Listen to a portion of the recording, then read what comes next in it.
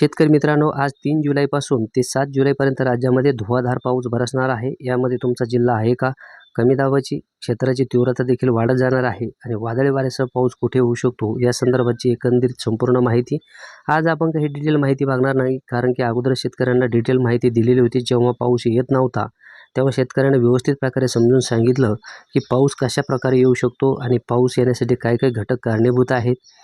तर आता जर बघितलं आपण, जे उत्तर ओडिशा किंवा उत्तर पश्चिम बंगालच्या आसपास कमी दाबाचं क्षेत्र होतं ते आता मध्यवर्ती ओडिशाच्या आसपास आणि उत्तर पश्चिम बंगालच्या आसपास या ठिकाणी आहे आणि हे असंच उत्तर पश्चिम दिशेला सरकत राहील. जसं जसं हे किनारपट्टीला धरून असं पश्चिम दिशेला सरकेल तोपर्यंत याला ताकद मिळत राहणार आहे आणि याची तीव्रता देखील वाढणार आहे. आता देखील आपण बघू शकता कालच्या तुलनेमध्ये चांगल्यापैकी याची तीव्रता वाढलेली आहे आणि जसंही आज हे संध्याकाळपर्यंत विशाखापट्टणमच्या आसपास येण्याची शक्यता अधिक आहे.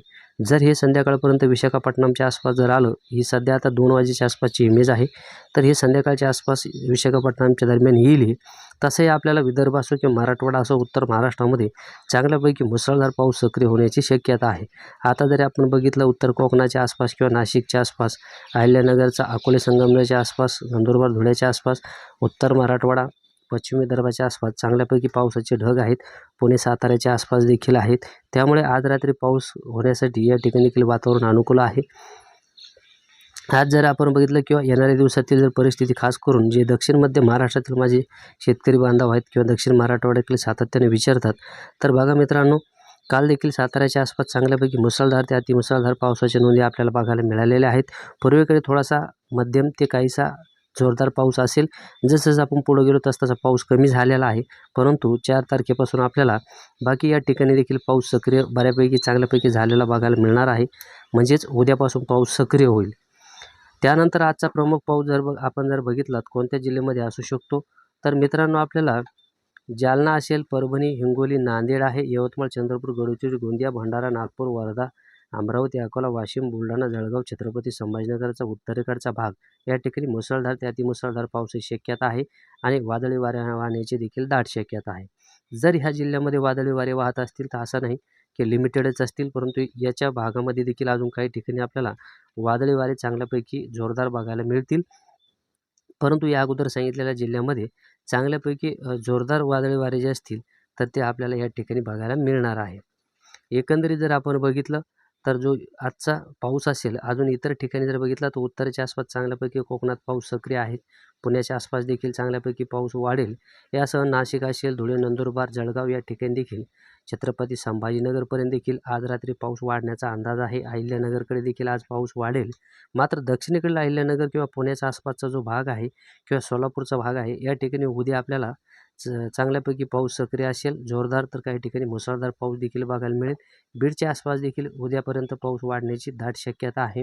लातूर, धाराशिवकडे देखील उद्यापासून चांगल्यापैकी पाऊस वाढेल, परंतु लातूरपर्यंत आज काही भागामध्ये देखील किंवा बीडच्या पूर्व भागामध्ये देखील पाऊस बघायला अशा प्रकारे मिळू शकतो. त्यानंतर जर हा इथून पुढचा पाऊस जर बघितला तर आज 3, 4, 5, 6, 7 तारखेपर्यंत राज्यामध्ये चांगल्यापैकी सक्रिय पाऊस आपल्याला असणार आहे. जर आपण खास करून जर बघितलं तर बहुतांश विभागामध्ये जो पाऊस असेल तर आपल्याला हा उत्तरेकडील विभाग असो किंवा विदर्भाच्या आसपास असणार आहे. त्या तुलनेमध्ये आपल्याला दक्षिणेकडील भागामध्ये अपेक्षित पाऊस बघायला मिळणार नाही.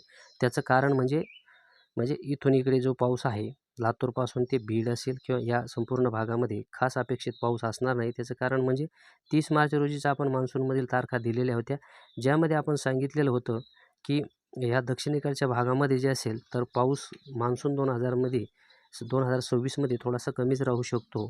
त्या तारखा आपल्याला 30 मार्च रोजी दिलेल्या आहेत. होमपेजवरती तो व्हिडिओ अवेलेबल आहे, आपण तो बघू शकता. 7 तारखेच्या आसपास काहीसा पाऊस जो असेल तर आपल्याला दक्षिणेकडील भाग असेल किंवा दक्षिण मराठवाड्याच्या आसपास कमी झालेला या ठिकाणी बघायला मिळेल. कदाचित दुपारून म्हणा किंवा रात्रीपासून पाऊस ओसरेल आणि त्यानंतर 8 तारखेपासून जे असेल तर उत्तरेकडे देखील पाऊस ओसरण्याची शक्यता आहे. विदर्भामध्ये आपल्याला 7 तारखेपासूनच पूर्वेकडील भागामध्ये पाऊस ओसरेल आणि 8 तारखेच्या आसपास किंवा 9 तारखेच्या आसपास काहीसा आपल्याला उत्तरेकडे पाऊस थोडाफार 9 तारखेच्या आसपास सक्रिय बघायला मिळेल. परंतु बाकी भागातला पाऊस ओसरलेला या ठिकाणी असणार आहे. जोरदार पद्धतीने राज्यामध्ये वारे वाहतील.